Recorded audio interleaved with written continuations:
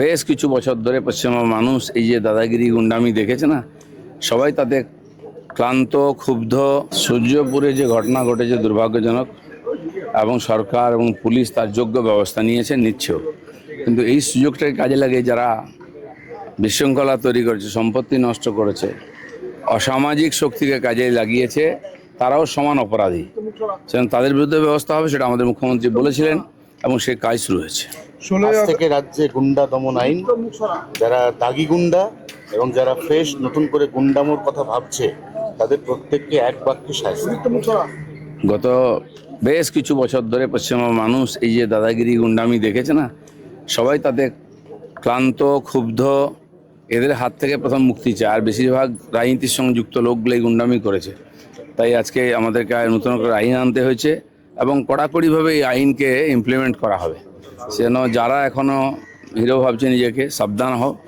আর যাদের বিরুদ্ধে এই ধরনের কমপ্লেন অলরেডি হয়ে গেছে তারা তো ছাড় পাবে না। সাধারণ মানুষ যারা ভয় পাচ্ছেন, এখনও কথা বলছেন না, অনেক ডিপার্টমেন্টে এরকম লুকিয়ে আছে লোক, তারাও গুন্ডামি করছে, তারাও অপরাধী। সেজন্য সবার বিরুদ্ধে এফআইআর করুন, আইন তার ব্যবস্থা করবে। 16ই আগস্ট আগে খেলা দিবস হতো, এবার 16ই আগস্ট আয়ুষ্মান দিবস পালন করা হবে, কতখানি গুরুত্বপূর্ণ? ঠিকই আছে, সরকার যে সিদ্ধান্ত নিয়েছে সেটা সাধারণ মানুষকে আমরা আগ্রহ করব যে এর সঙ্গে যুক্ত হন, কোনো নেগেটিভ নয়। আর খেলা দিবস এসব হয় না। কোনো ঘটনা ঘটে থাকলে সে মানুষের প্রতি শ্রদ্ধাঞ্জলি দিয়ে যাতে না হয় চেষ্টা করা উচিত। ভালো রাস্তায়, পজিটিভ রাস্তায় আমাদের হাঁটা উচিত সবার।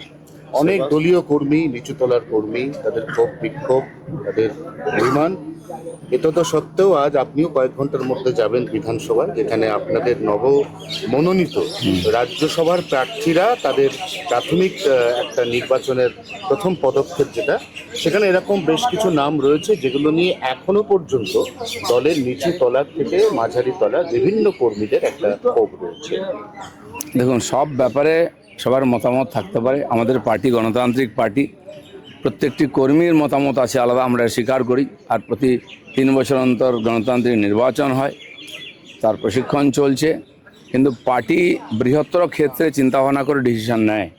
সর্বভারতীয় পার্টির ডিসিশন, প্রদেশ ডিসিশন নিয়েছে, সেটা সবাইকে মেনে চলতে হবে। এটাকে আমরা ডিসিপ্লিন বলি। সেজন্য ব্যক্তিগত মতামত আমার আলাদা থাকতেই পারে সব ব্যাপারে, সেটা পার্টির মধ্যে কোনো গুরুত্ব নাই। যেটা নির্ণয় সেটা নির্ণয়। সেজন্য পার্টি সর্বভারতীয় ক্ষেত্রে সর্বভারতীয় পার্টি, লোকসভায় রাজ্যসভায় আমাদেরও মেজরিটি চাই। সেজন্য পার্টি যে সিদ্ধান্ত নিয়েছে এটা সর্বোপরি, এ নিয়ে কোনো কন্ট্রোভার্সি নয়। যারা এটা মানতে পারছেন না তাদেরকে মানার চেষ্টা করতে হবে। 21 সালের আগে আমরা হাজার হাজার লক্ষ লক্ষ লোককে নিয়েছি। এখন সরকার মনে করেছিল ইমিডিয়েট আমাদের অন্য কোনো লোককে নেবো না, এটা সাময়িক সিদ্ধান্ত ছিল। আজকে পার্টি সিদ্ধান্তের কিছু পরিবর্তন করেছে, সেটাও মেনে নেওয়ার আমাদের দরকার আছে। সেবাশ্রয়ের নামে ধোঁকাশ্রয়, মহেশতলার একজন মহিলা হাতুড়ে ডাক্তার দিয়ে প্রথমে তার ট্রিটমেন্ট হয়, তারপর তাকে কিছু হোমিওপ্যাথি ওষুধ দেওয়া হয়। অদ্ভুত ব্যাপার, অস্ত্রোপচারের পরে তাকে কিছু হোমিওপ্যাথি ওষুধ দেওয়া হয়, তারপর অ্যালোপ্যাথি যেগুলো দেওয়া হয় সেগুলো মেয়াদ ফুরিয়ে গিয়েছিল।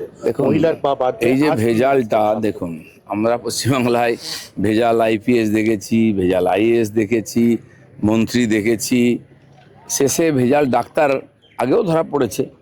এই যে বিশাল বড় একটা অভিযান চালানো হয়েছে সেবাশ্রয়ের নামে, 600 কোটি টাকা খরচা করা হয়েছে, টাকা তোলা হয়েছে, সরকারি টাকা অপচয় হয়েছে। দেখা গেল ভিতরটা পুরো ফাঁপা।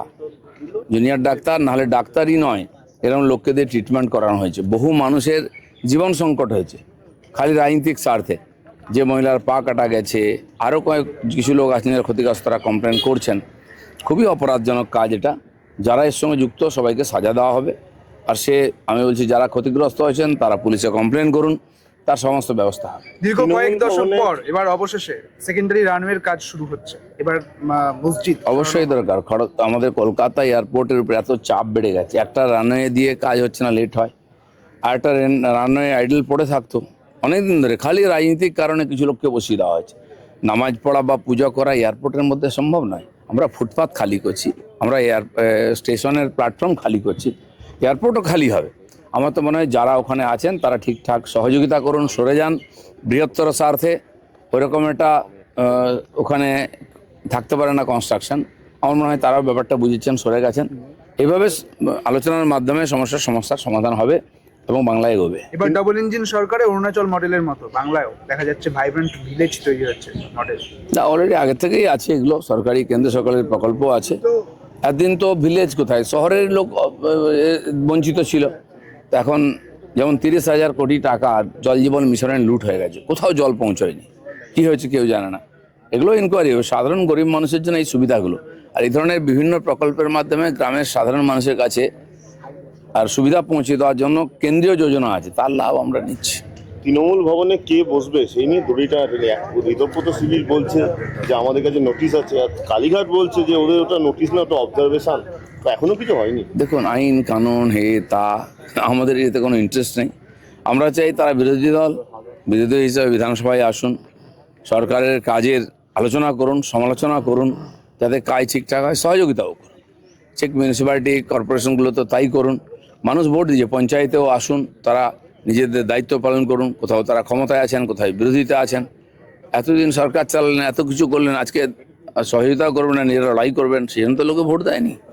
21শে জুলাই আসতে আর তো বেশি বাকি নেই।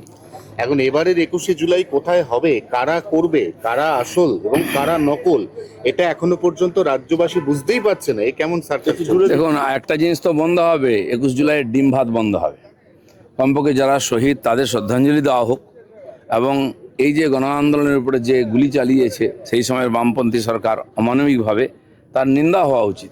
তারা সবাই শহীদ, সবার কাছে তারা শ্রদ্ধেয়, গণতন্ত্র রক্ষায়, গণতান্ত্রিক অধিকার রক্ষায় তারা লড়াই করেছেন, সেটা আমাদের কাছে গুরুত্বপূর্ণ। কে কোথায় করলে এটা গুরুত্বপূর্ণ নয়। আপনাকে আমি 3টে অপশন দিচ্ছি, আপনি এর মধ্যে কাকে বেশি যোগ্য 21শে জুলাই পালনকারী মনে করছেন? আমি কাউকে যোগ্য মনে করি না, কালীঘাট যেন মাথা কাটিয়ে লাভ নেই কোনো।